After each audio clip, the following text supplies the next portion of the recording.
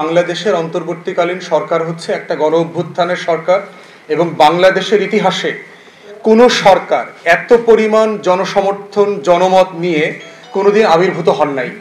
এবং পারহাপস আমার দৃষ্টিতে শহীদ প্রেসিডেন্ট জিয়াউর রহমানের ওই 3-3.5 বছরের এপিসোডের পরে সবচেয়ে সফল গভর্নেন্সের এপিসোড হবে হচ্ছে প্রফেসর ইউনূসের এপিসোড।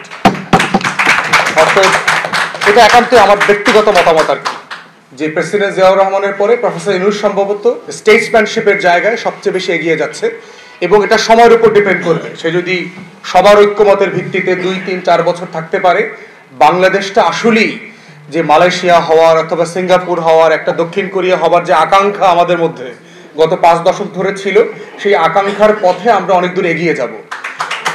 তো সেই জায়গাতে আপনার সংস্কার, বিচার, নির্বাচন এর কোনোটাকে আমি একটার সাথে আরেকটা সাংঘর্ষিক মনে করি না।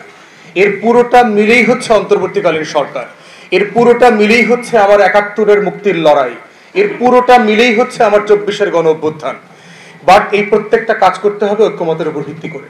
একটা সত্য জিনিস, একটা হক জিনিসও চাপিয়ে দিলে জাতি মেনে নেয় না।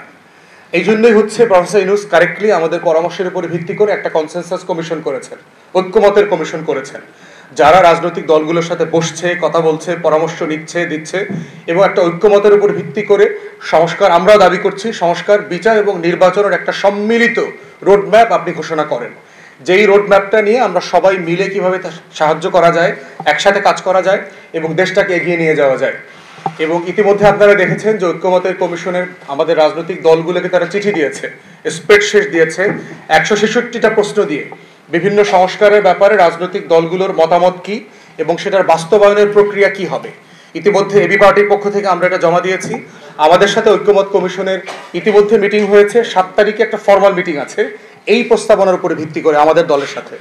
তো সেখানে আমরা আমাদের অবস্থান তুলে ধরবো যে আমরা অন্তর্বর্তীকালীন সরকারের কাছ থেকে যে একটা সম্মিলিত রোডম্যাপ চাই সংস্কার, বিচার এবং নির্বাচনের ব্যাপারটাতে, যেটা ঐক্যমতের ভিত্তিতে যেন একমত হওয়া যায়।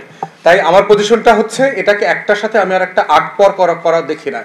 নির্বাচনটা ইটসেলফ একটা সংস্কার, সংস্কারটা মানেই হলো নির্বাচন। বিচারটা ইটসেলফ একটা সংস্কার, আবার বিচার হলেই সুষ্ঠু নির্বাচন হবে। সুষ্ঠু নির্বাচনের শর্ত হচ্ছে 1400 শহীদের বিচার করতে হবে। তাহলে এর প্রত্যেকটা হচ্ছে ইন্টারটুইন্ড এবং কানেক্টেড। তো এই প্রত্যেকটা জিনিসের কোনোটাকে ছোট করা, হেয় করা, অমুক বলছে বলে দাম বেশি, অমুক বলেছে বলে তাকে হেয় করতে হবে, আমরা এইভাবে বিষয়টাকে দেখি না। আমরা দেখি এর প্রত্যেকটাই বাংলাদেশকে ধারণ করে। এই প্রত্যেকটা দাবির ভিতরে আমি লাল সবুজের পতাকাকে দেখি এবং যা কিছুর ভিতরে আমি লাল সবুজের পতাকাকে দেখি ওটাই আমার, আমি ওটাকে ওন করি। এর পুরোটাই বাংলাদেশ এবং সেভাবেই আমরা আমাদের দেশকে এগিয়ে নিয়ে যাবো ইনশাআল্লাহ।